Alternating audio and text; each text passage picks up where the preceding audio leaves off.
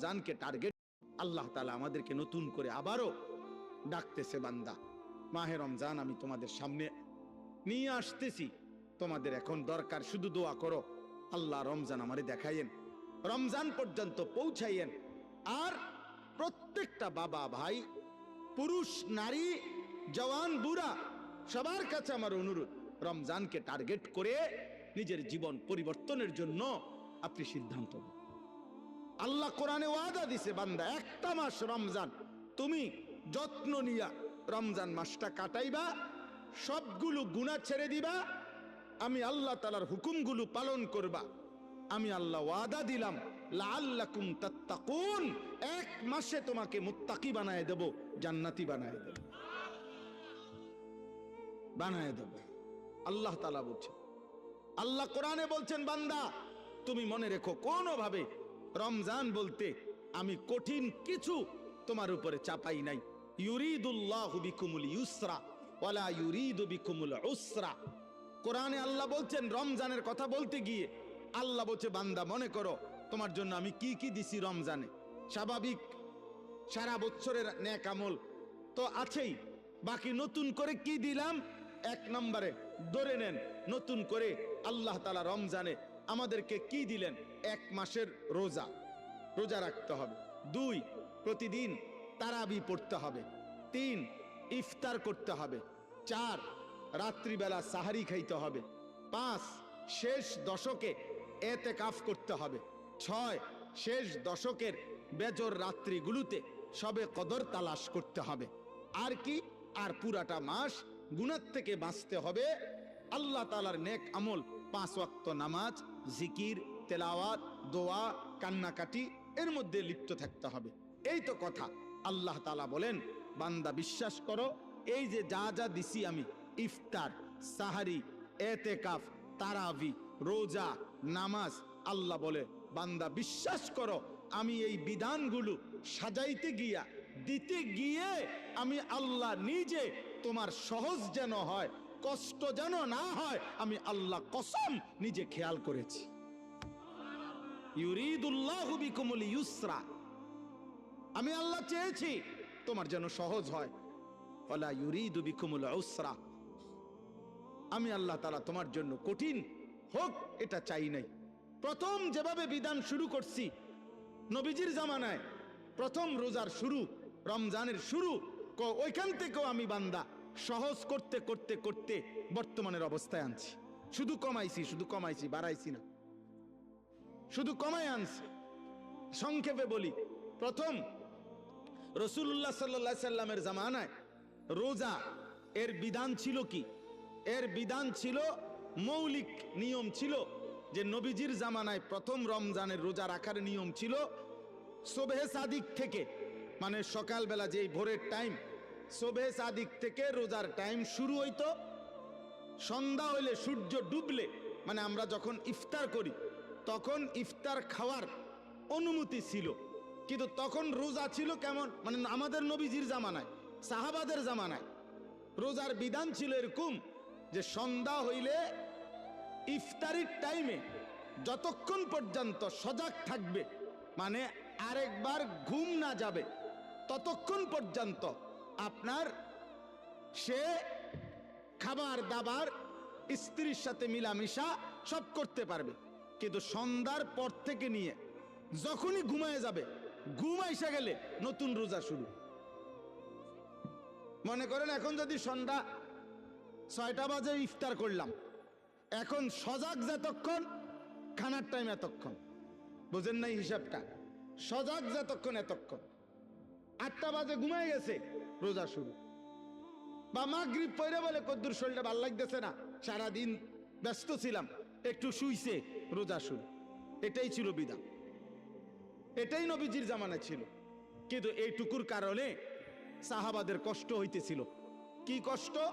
দেখা গেছে অনেকে সন্ধ্যাবেলা ইফতারের সময় হয়তো সামান্য মাত্র পানি পান করছে, বা 2টা খেজুর খাইছে, অথবা খায় নাই, এরই মধ্যে মাগরিবের নামাজ পড়ে ক্লান্তিতে ঘুম চলে আসছে, এই কারণে আর খাবার খাইতে পারে নাই।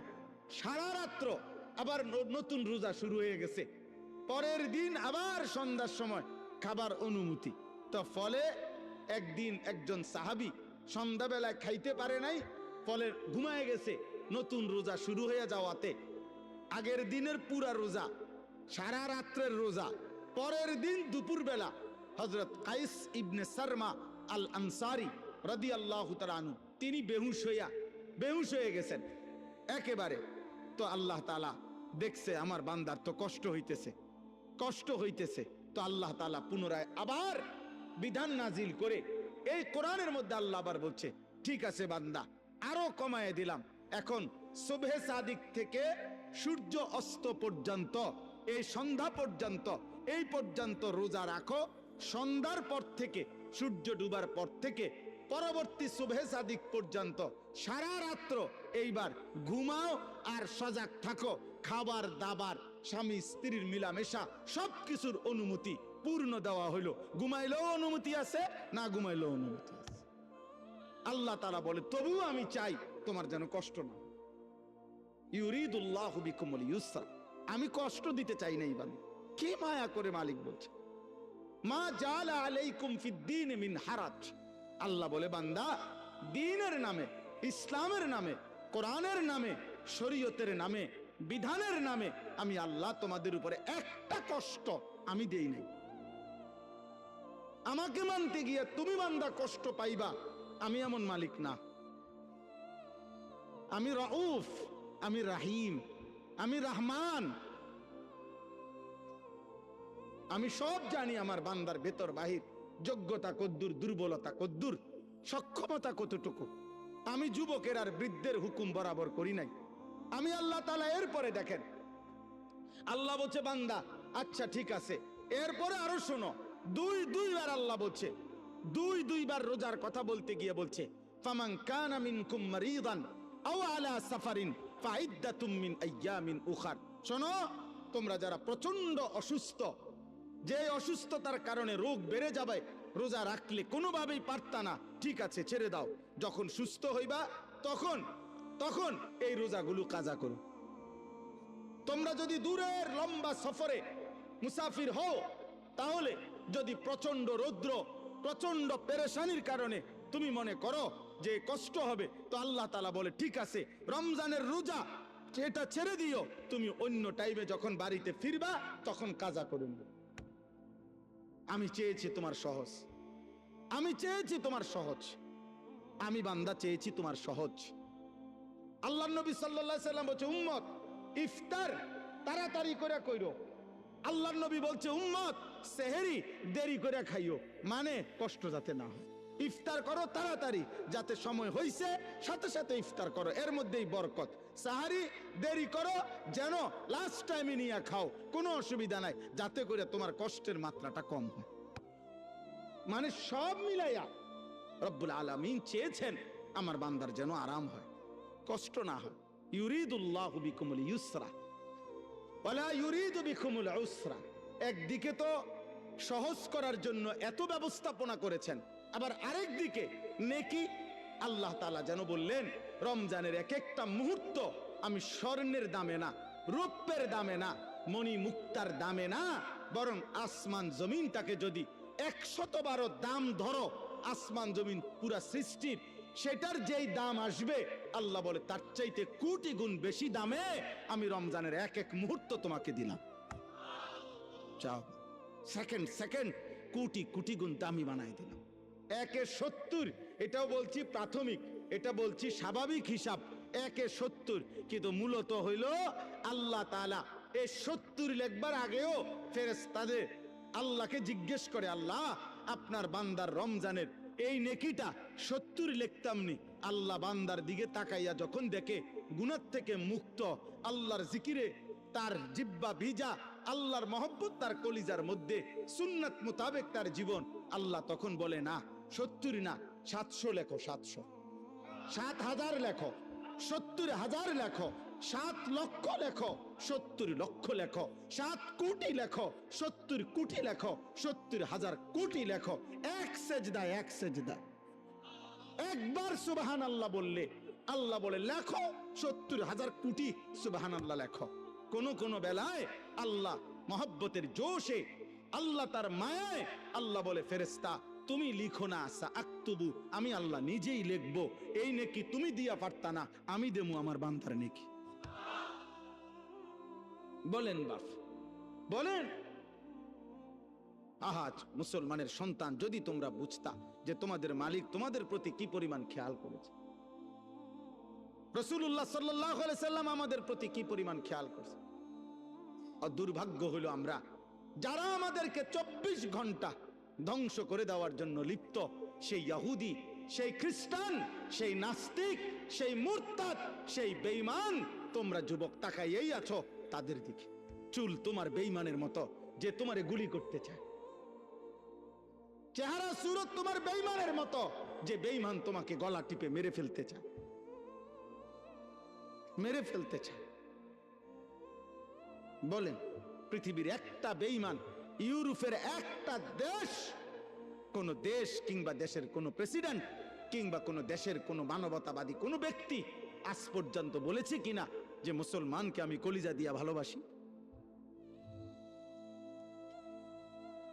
হ্যাঁ, তাহলে যে আমারে ঘৃণা করে, যে আমারে ধ্বংস করতে চায়, যে আমারে 24 ঘন্টা আমার জাতি, আমার গোষ্ঠী, আমার সম্প্রদায়, আমার কওমকে যে ধ্বংস করে দিতে চায়, সে আমার প্রিয় হবে কেন? আল্লাহ আমাদেরকে বুঝ দান করেন। অতএব আজকে আমার এতটুকুই কথা শেষ। আমি প্রত্যেকের কাছে অনুরোধ করলাম, রমজান মুমিনের জন্য ভিন্ন কিছু, আখিরাত প্রত্যাশীর জন্য রমজান আলাদা কিছু, আলাদা কিছু। যার আখিরাত দরকার তার জন্য রমজান অনেক কিছু। যার শুধু দুনিয়া দরকার, ভাত মাছ চাল ডাল আর এই বিল্ডিং, ইট বালু সিমেন্ট আর ফুলকপি পাতাকপি, আর জীবন যার এই খিরা টমাটো, এ কদ্দুর খাইয়া দাইয়া বনে বিড়িয়ে সিগারেটে সাদোয়ানে আর গফে আর টেলিভিশনে আর নর্তকিতে, এতটুকু নিয়ে যার জীবন, তোর জন্য রমজান কিছুই না, নাফরমান। কিন্তু ইমানদারের জন্য রমজান অনেক কিছু। যার আখিরাত দরকার তার অনেক কিছু, তার জন্য অনেক কিছু। এজন্য রাসূলুল্লাহ সাল্লাল্লাহু আলাইহি সাল্লাম 2 মাস রমজানের জন্য দোয়া করতেন। এজন্য কিতাবে আছে আউলিয়ায়ে কেরাম 1 বছরও ছিলেন, এক রমজান শেষ হইলে, ঈদের চাঁদ উঠলে, ঈদের দিন আবার পরবর্তী রমজানের জন্য দোয়া শুরু করতেন। 1 বছর টানা আরেকটা রমজানের জন্য দোয়া করতেন। এজন্য আখিরাত যার দরকার তার জন্য রমজান ভিন্ন কিছু। আল্লাহ তাআলা আমাদের প্রত্যেককে রমজানের কদর করে আজকের এই মুবারক মাহফিল থেকে রমজানের প্রস্তুতি নিয়ে নিজেদের জীবন সুন্দর করার তৌফিক দান করেন, কবুল করেন, আমিন।